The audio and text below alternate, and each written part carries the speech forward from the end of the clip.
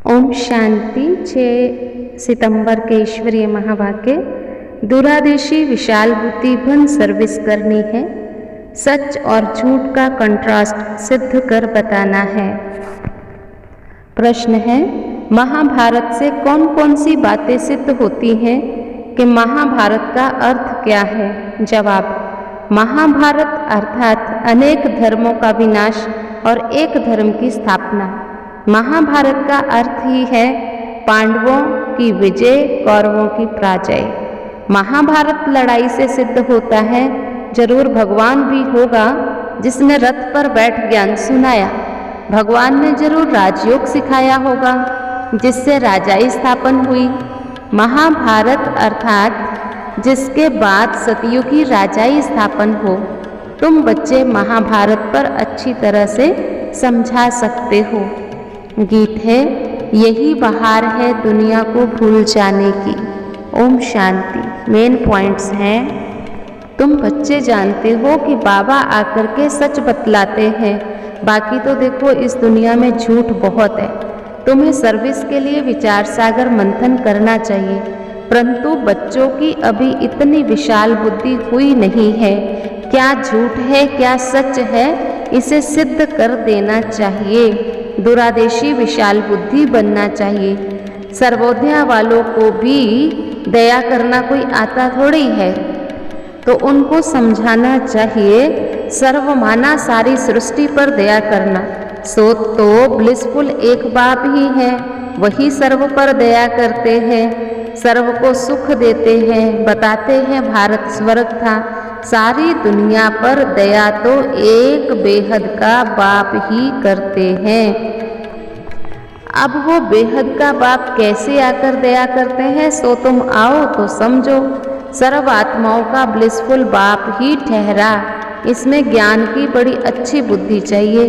बाबा के पास तो समाचार आते हैं कि हम सर्वोदया लीडर से मिले, परंतु मिलने वाला भी बड़ी विशाल बुद्धि वाला चाहिए। बाबा ने देखा कोई ने विशाल बुद्धि की बात नहीं की है। पहले तो उनको ये बताओ कि सारी दुनिया में दुखी अशांत हैं, ये दुख धाम है, तो ज़रूर सुख धाम शांति धाम था। बच्चों ने यह भी बताया नहीं है। भारत की बड़ी महिमा करनी चाहिए। भारत को ऐसा बनाने वाला कौन?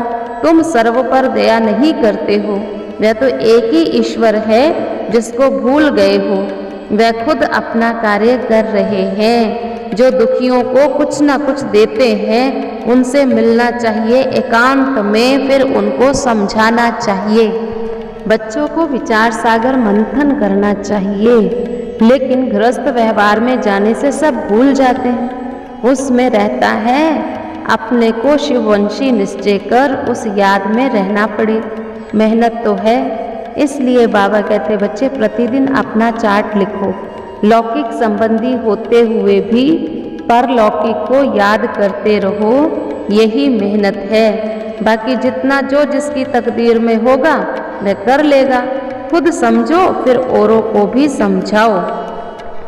बाबा कहता बच्चे मेहनत कर ऊंच पद पाओ, सारा पुरुषार्थ पर ही मदार है, पुरुषार्थ से ही प्रारब्ध बनती है। बाबा कहता है बच्चे तुम मुझे याद करो। निराकार बाबा सभी का बाप है, तो लिखो भगवान एक है, हम सब उनकी रचना है। तुम्हारी तो औरों के कल्याण के लिए नींद फिट जानी चाहिए।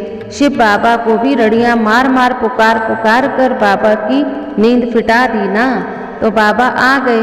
बच्चों को भी मेहनत करनी चाहिए, प्रदर्शनी प्रोजेक्टर पॉइंट्स पर समझाना चाहिए।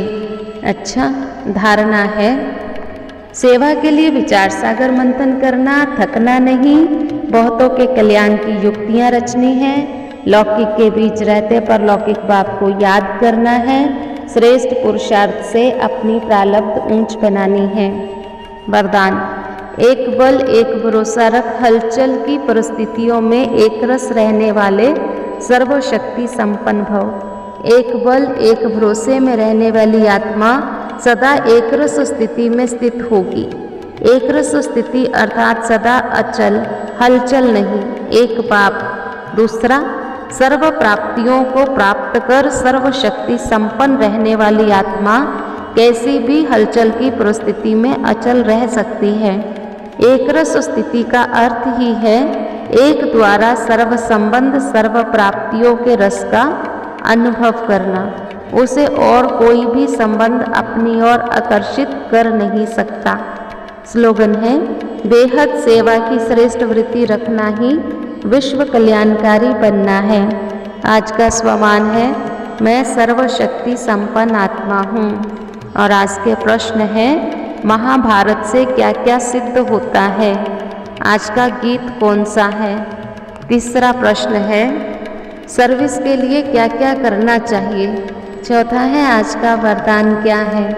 और पांचवा प्रश्न है, दूरादेशी विशाल बुद्धि बच्चों की निशानी क्या होगी।